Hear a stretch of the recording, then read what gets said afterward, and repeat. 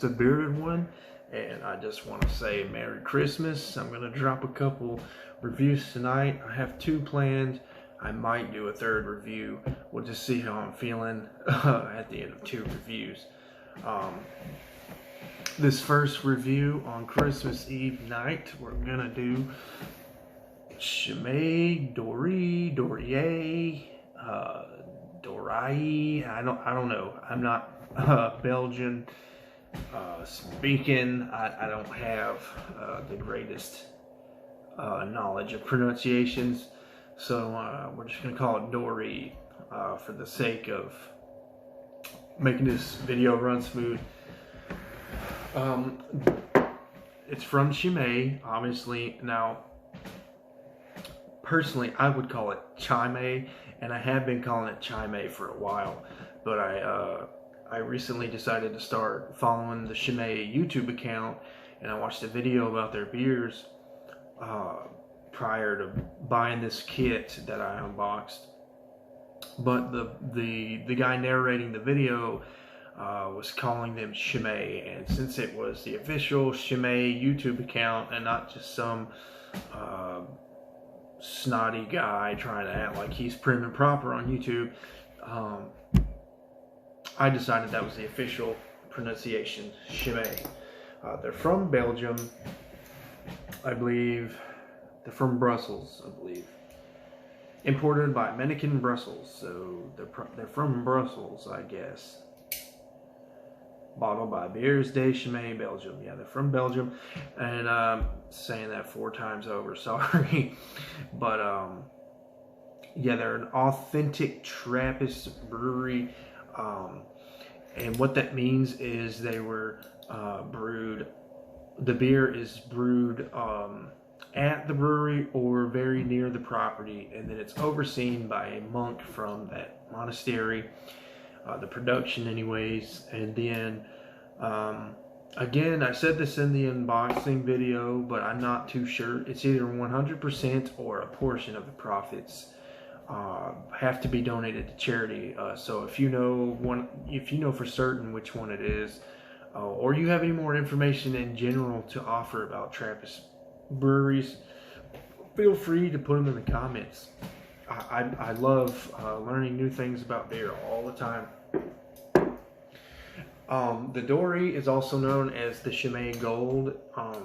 Apparently this beer, I was tinkering around on their website prior to this video, and apparently this beer was not sold to the public for a long time. And it's just what they call a dead ale. I've heard somebody call it a dead ale before. And it's essentially just I don't want to say a bland ale, but they're just basically brewing this beer for nutrition.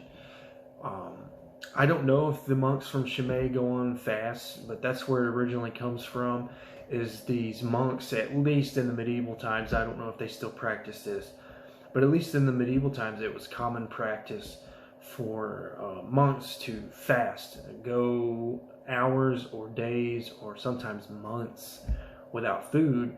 And so just as a ritual of their beliefs,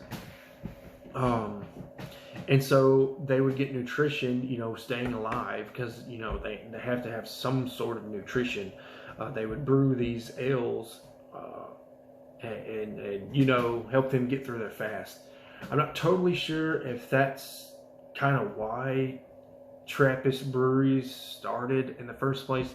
I just do know these particular ales came from that, the need for sustenance during a fast.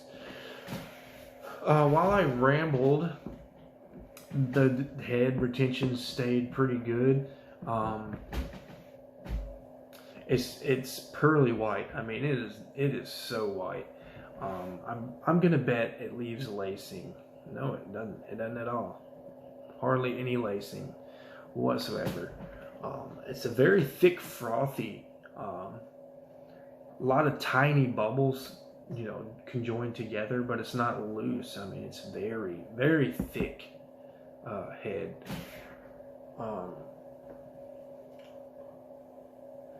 Yeah, it is cloudy. It's got, you know, when I put it up to the light, it's more of a orange, almost an amber. But when I just kind of look at it, kind of away from the light, it's like a really deep, almost like a Dijon mustard. I know that's kind of a weird descriptor there.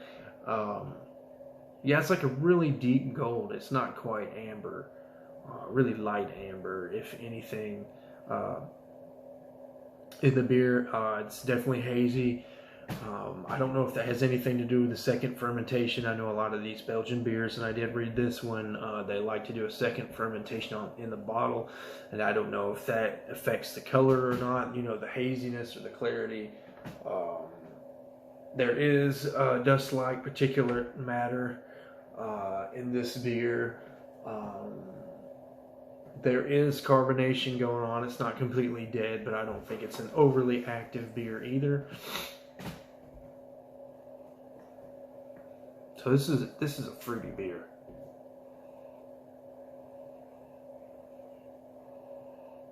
It's fruity and bready for sure. I want to say I get orange.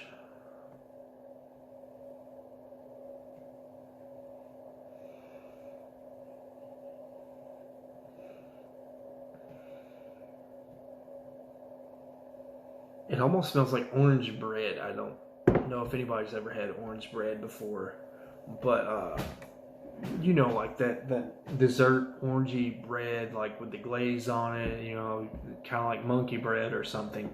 That's what this kind of reminds me of. I get spices, but I'm not going to sit here and act like I can tell you exactly what they are.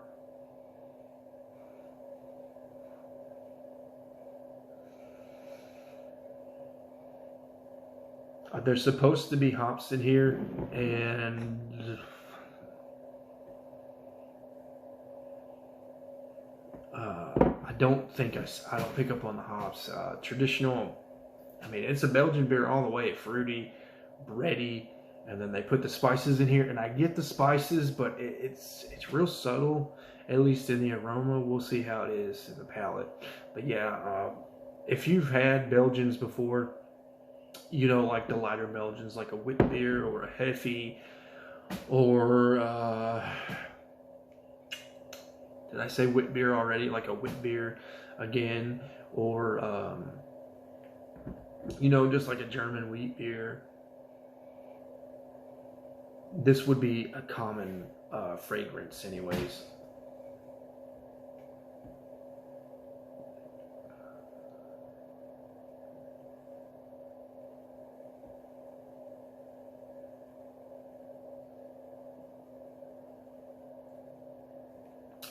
So the water's coming through big time. I thought, based on the bready aroma, I'd get a little more body out of this, but it's kind of a light going towards medium, and I figured it would be like a real solid medium. And I'm being kind of nitpicky here, but well, that's interesting. I'll come back to that thought, but yeah, as far as the body goes, it's more of a light, in between light and medium. Which is surprising with how bready it is.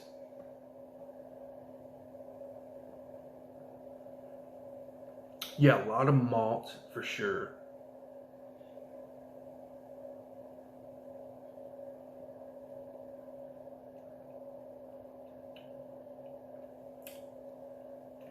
Big time bready beer.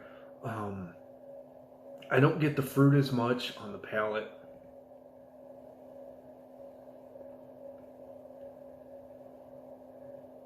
I mean, the fruit's there. It's kind of underlying with the malt, the barley, and the hops kind of come through. Now, this is a Belgian beer, so it's not going to be like incredibly aromatic or incredibly flavorful. You know, a lot of these German brewers and these Belgian brewers, because the Reinskebut, I don't know if I'm saying that right. It's a German purity law for beer. A lot of times they just like to use hops for bittering. They don't like to use them for all these crazy aromatics and flavors we get in American beer, especially.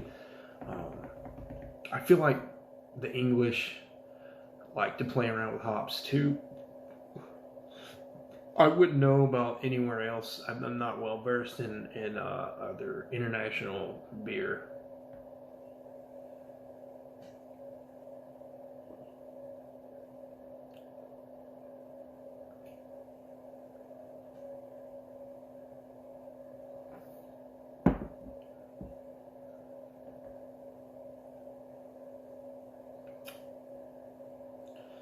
So yeah, it's a real watery beer. The water comes through. It's ready.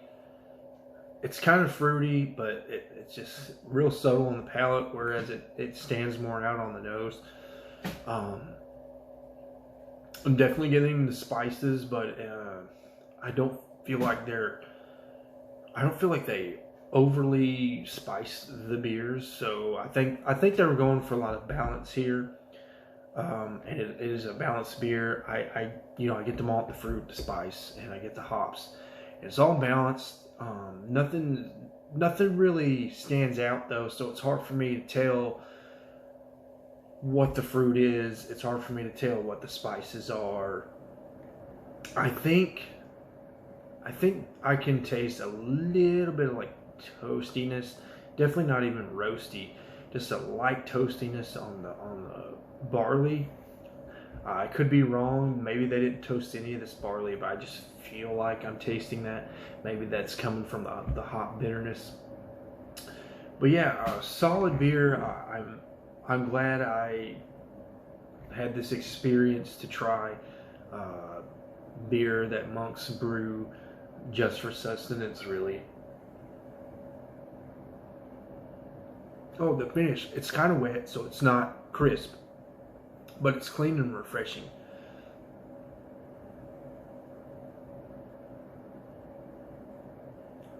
Yeah, it's got a wet finish, but the beer's clean, and it is refreshing because of that water. I'm killing this beer, so I don't want to give it a low grade, but it's not an overly flavorful beer, which I did expect. So